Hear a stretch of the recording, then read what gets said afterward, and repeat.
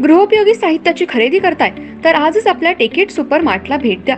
कडधान्य, डाळी, साबण, ब्रँडेड कपडे, शूज, सायकल, कॉस्मेटिक्स हे सर्व मिळण्याचं एकमेव ठिकाण म्हणजेच टेकेट सुपर मार्ट। 5,000चे भरपूर डिस्काउंट, कमीत कमी 4,999च्या खरेदीवर 5 किलोमीटर पर्यंत मोफत घरपोच सेवा। पत्ता पंचवटी चित्रमंदिर जवळ, 3 बत्ती रोड। संपर्क 92 97 97 50 00।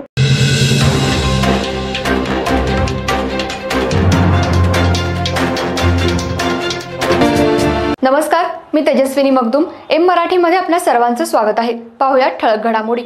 इचलकरंजी शहरात नागरिकांचं आरोग्य धोक्यात। नळातून गटारीचं पाणी, नागरिकांमध्ये प्रचंड संताप।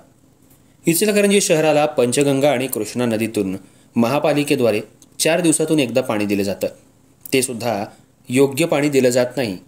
काल शहरातल्या मध्यवर्ती असलेल्या कल्पना चित्रमंदिरच्या मागच्या बाजूला असलेल्या एका गल्लीत नळाला थेट सांडपाणी मिश्रित पाणी आल्यामुळे नागरिकांमधून संताप व्यक्त करण्यात आला।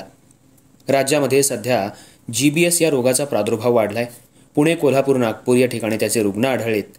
यात काही नागरिकांचा दुर्दैवी मृत्यूही झालाय। हा रोग अशुद्ध पाणी पुरवल्यामुळे झाल्याचा आरोप काही नागरिकांनी आणि सामाजिक कार्यकर्त्यांनी केलाय। शहरातल्या काही ठिकाणी नळांना सांडपाणी मिश्रित पाणी आल्यामुळे नागरिकांमधून संताप व्यक्त होऊ लागलाय। इचलकरंजी महापालिका आणि आरोग्य विभाग नागरिकांच्या जीवाशी का खेळत आहे? पाणी शुद्ध का देऊ शकत नाही?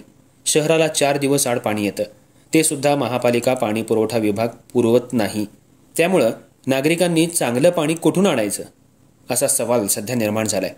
महापालिका वर्षाला घरफाळा पाणीपट्टी वसुलीसाठी तगादा लावते, पण पाणी मात्र चांगलं देऊ शकत नाही असा प्रश्न नागरिकांनी आरोग्य विभाग आणि महापालिकेच्या आयुक्त उपायुक्तांना केलाय।